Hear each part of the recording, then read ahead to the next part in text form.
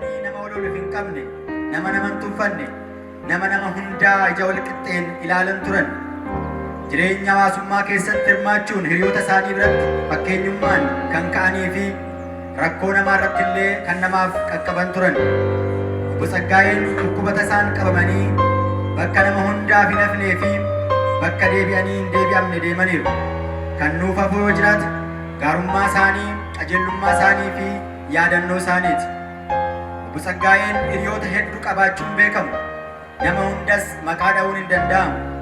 Isaan keessaa garuu muraasa kaasuu yoo barbaachise hiriyoota Gudarii, Obbo Abbabee Jootee Gudarii hanga Maqalee, Maqalee hanga mana murtii hiriyummaa dheeraa kan qaban, Obbo Mul'isaa Abdiisaa, Obbo Sintaayyoo Bareechaa, Obbo Milkeessaa Sobbooqaa, Obbo Girmaa Shallamaa, Obbo Ayyaansaa Giddiisaa, Obbo Kumalaa Giddiisaa namoota muraasa keessaa kaasuun hin danda'amu.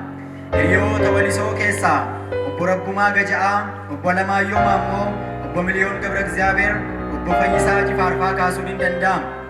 Mana murtii waliigalaarraas nama hunda kaasuuf yeroo yoon ga'uu baatellee Obbo Huseen Kamaal, Obbo Ashannaa fi Raggaasaa, Obbo Seefuu Waarii, Obbo Mul'isaa Ajjataa, Obbo Xurunaa Rafeeraa, Obbo Masfin Geetaachoo, Obbo Taaddasee Qana'ii, Obbo Fiixaa Dachaasaa, Obbo Bisoo Baqqalee, Obbo Kumasaa Araarsaa, Obbo Gammachiis Birhaanuu, Obbo Geetaachoo Takleef, Obbo Gonfaa Toomaa fa'aa kaasuun hin danda'amu.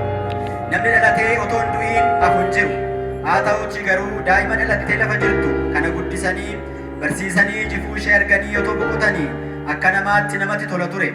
Sanas ta'ee garuu Waaqayyo beekaadha, takkaas dogoggoree hin beeku. Obbo Tsaggaayeen otoo ol jedhanii dhaamsa dhaammachuuf carraa argatanii tarii waa'ee daa'imman isaanii otoo jaalatanii irraa gargar ba'aniitiin olitti waan dhaammatan hin qaban.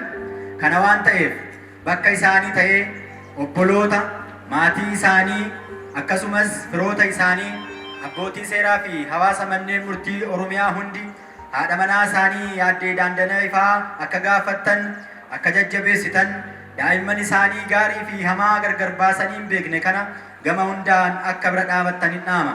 Waaqayyo Gooftaan maatii hiriyoota isaaniitiif jajjabina akka kennu kadhachaa, isinis maatiin gadda akka hin baay'isne waan Waaqayyo fide fudhachuun filannoo waan hin qabne ta'uu hubattanii akka jajjabaattanin isiniif dhaama. Waaqayyo hunda keenyaaf jajjabina haa kennu. Galatooma.